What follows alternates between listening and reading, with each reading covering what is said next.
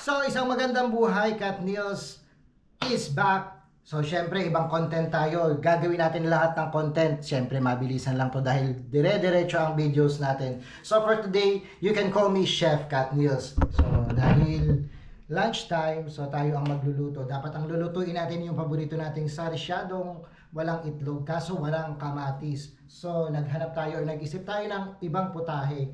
Syempre, itong lulutuin natin ay paborito din natin.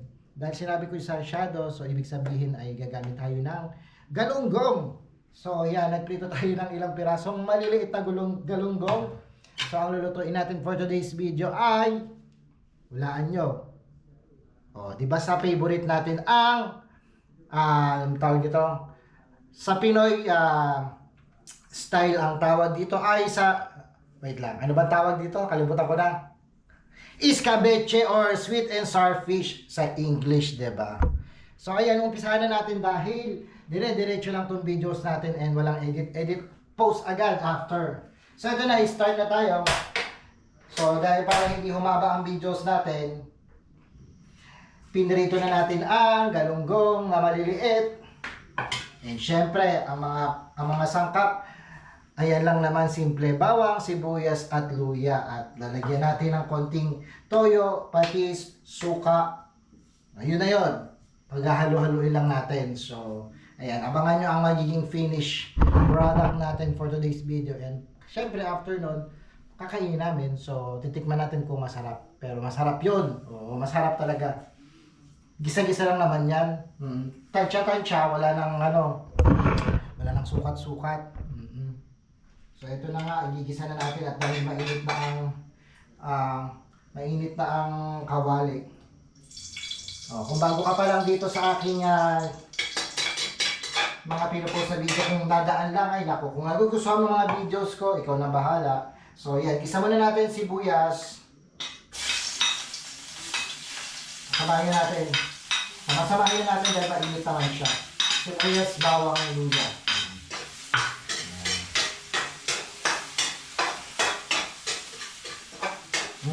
Oh, yan, tingnan nyo.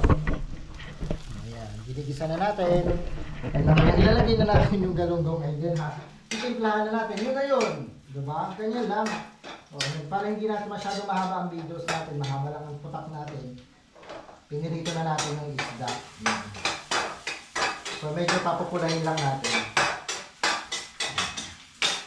Ayan. Kung nag-enjoy ka, ayan, ikaw na nanonood, ikaw na ang bahala. Hindi ko sasabihin, hindi kita uutusan. Kung nagugustuhan mo lang. Pero kung di mo naman nagugustuhan, pwede ka naman mag-comment. Kung mag-dislike. Ikaw na ang bahala. Oo, dahil nandito tayo sa mundo na social media. And you cannot please everybody, di ba? Pero may mga ilan-ilan din na syempre na magugustuhan ng mga content mo.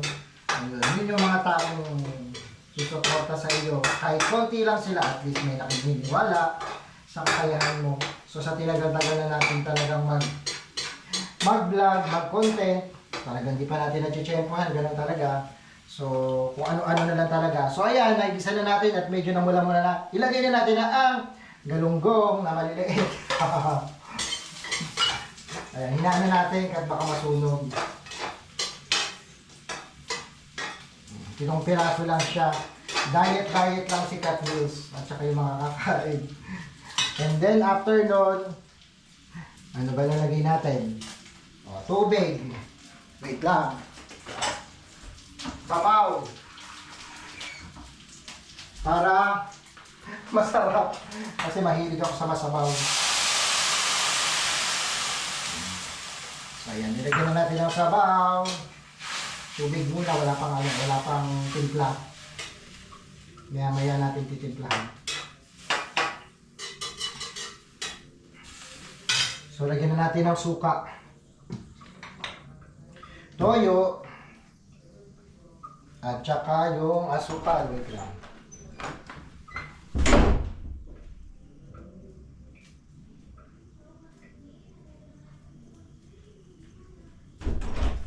So, ang gagawin natin ay ilalagyan natin ng special vinegar.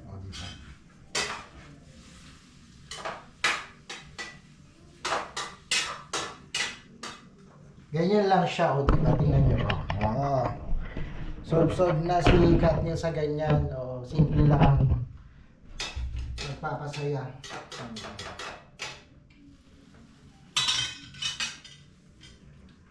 So, ayan. Di pa tapos ha. Diyan lang kayo. Huwag kayo iiwan. So, timplahan na natin. Lagyan mo natin ng toyo. Mamaya na yung suka. Kasi pag nilagyan natin ng tawag doon, ng suka, hindi natin nahaluin ng ilang ano. Tansya-tansya lang yan. So, pwede natin haluin. So, parang adobo din siya. Adobong matamis.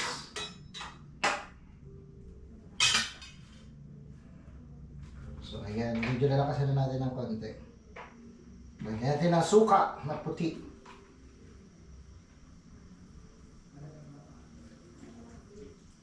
O, tansya-tansya lang yan. Tapos yung special na suka.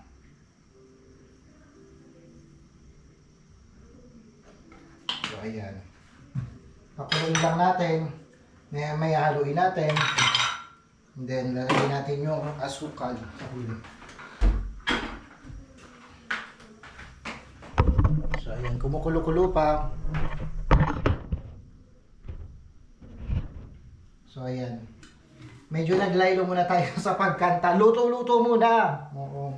At syempre, yung ating Kat Niels dishwashing. Tuloy-tuloy pa rin yan. Oo. Pag may umorder lang tayo dun, may stock tayo dyan. So, pag may umorder, gagawa tayo. Kasi 24 hours bago siya pwedeng isalin. So, ayun na nga. Kumukulo na siya. So, lagyan na natin ng ito yung lagyan natin ng konting hindi pala yun. So, konting meron pa ba? Parang wala na. So, lagyan natin ng konting magic sarap. Masarap kaya. Kahit walang magic sarap, masarap to. Konti lang. Ayan. Konti lang. So, pwede na natin halu-haluin. Pinaan na natin at paubos na ang sabaw.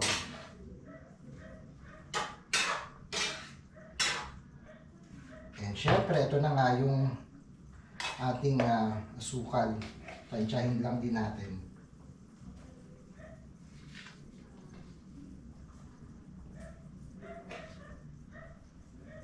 Ayan, tignan natin kung okay siya. Pero so far, okay naman yan. Hindi talaga pumapalpak si Kat Niels.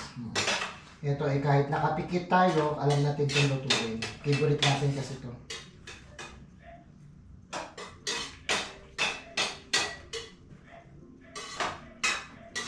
So, pakuluin lang natin ng konti. Bawasan lang natin. Patuyuin natin ng konti. And then, after nun, okay na ang luto ni Kat Niels na iskabetsing galunggong na maliit.